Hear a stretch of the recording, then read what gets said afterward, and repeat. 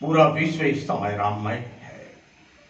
भगवान राम, मर्यादा पुरुषोत्तम श्री राम की लगातार चर्चा हो रही है, क्योंकि लगभग 500 वर्षों के संघर्ष के बाद श्री राम जी के विग्रह की स्थापना होने जा रही है, प्राण प्रतिष्ठा होने जा रही है अयोध्या में।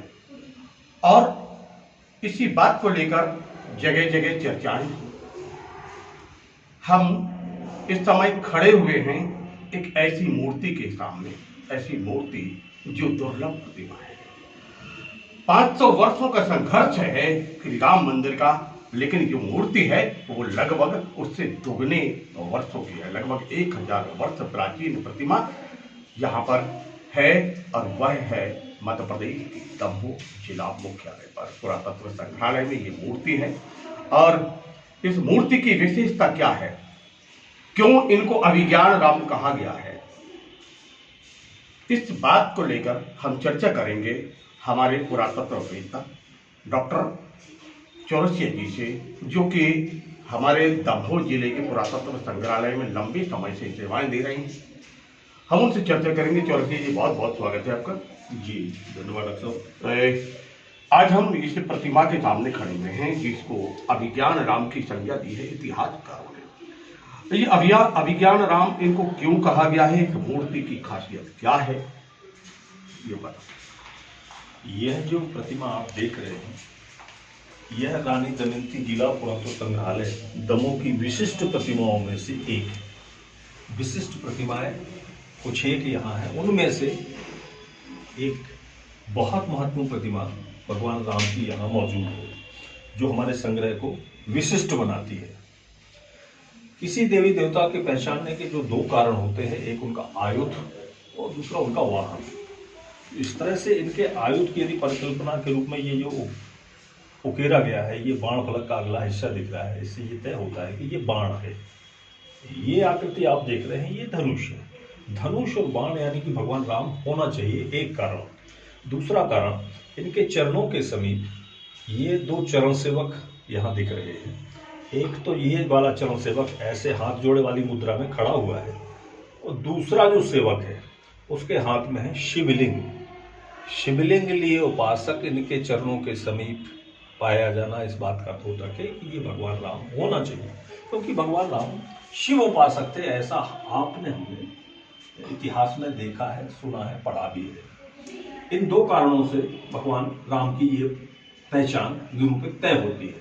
तीसरा कारण कि भगवान राम राजा थे, राजसी वेशभूषा धारण किया करते थे, लेकिन यह जो चित्रण है, यह जो उकेरापन है इसमें दिखाया गया है, इस चित्रण में हो सकता है कलाकार की वो परिकल्पना रही हो कि जब वो 14 वर्ष के लिए वनवास को गए हो, तब वो राजसी वेशभूषा त्याग कर गए थे, वो वनवासी वेशभूषा में थे, तो इनको वनवासी राम के रूप में भी जाना जा सकता है। लेकिन इतिहासकारों ने इस प्रतिमा में रोचकता देने के लिए इनके जो केश विन्यास की अवस्था है, कंघी करने की जो स्टाइल है, इस अवस्था को बुद्धत्व प्राप्त करने वाली अवस्था से साम्यता निरूपित करते हुए इनको एक उपमा दी, जिसके फलस्वरूप इनको राम अकेला ना कह के अभिज्ञान राम की उपमा दी। अभिज्ञान राम कोई व्यक्ति व्यक्तित्व भगवान नहीं हुए हैं, राम ही एक व्यक्ति व्यक्तित्व भगवान हुए हैं। ऐसा आपने हमने इतिहास में पढ़ा है, देखा है, सुना है। यह प्रतिमा हमको दमोह जिले के दोनी ग्राम से ही प्राप्त है। दोनी दमोह जिले का एक बहुत महत्वपूर्ण पुरातात्विक केंद्र भी है। यह प्रतिमा लगभग 10वीं 11वीं शताब्दी की है।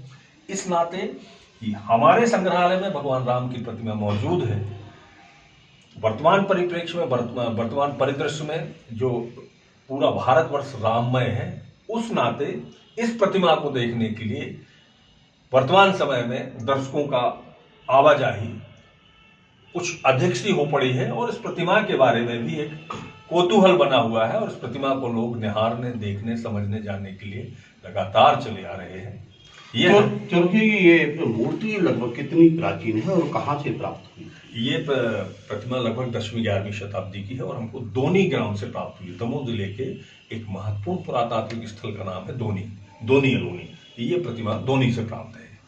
बताया जाता है कि इस पुरातत्व संग्रहालय में 6वीं 7वीं शताब्दी की भी मूर्तियां हैं। बिल्कुल, 6वीं 7वीं शताब्दी का भी नर्तक वादक दल का एक चित्रण हमारे संग्रहालय के प्रवेश द्वार पर ही मौजूद है, जो यह तय कराता है कि इतने प्राचीन अवशेष या इतनी प्राचीन सभ्यता इस जिले की रही होगी, तभी तो हमको इतने प्राचीनतम प्रतिमाओं का पाया जाना